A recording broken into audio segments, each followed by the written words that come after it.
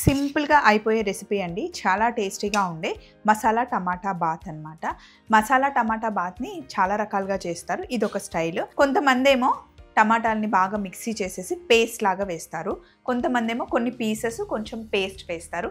నేనేమో ఇలా ఎక్కువగా టమాటా పీసెస్ వేస్ట్ చేస్తానన్నమాట. రుచి మట్టికి చాలా చాలా బాగుంటుంది. ఈ రెసిపీని చాలా రకాలుగా చేయొచ్చు. ఈరోజు ఒక సింపుల్ ప్రాసెస్ నేను చేశాను. ఇదిగోండి ఇలా వచ్చింది.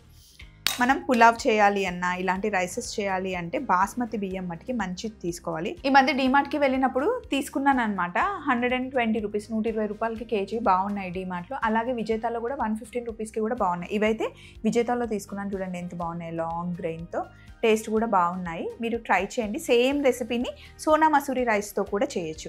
మీరు ఏది చేయాలి అనుకున్న రెసిపీ కావాలి కదా, ఇందాకే లింక్ పెట్టేసాను, ఒకసారి ఫాలో అవ్వండి. లంచ్ బాక్స్కైనా లేదా సింపుల్గా అయిపోవాలి, నోటికి టేస్టీగా ఉండాలి అనుకుంటే మసాలా టమాటా బాత్ బాగుంటుంది. ట్రై చేయండి.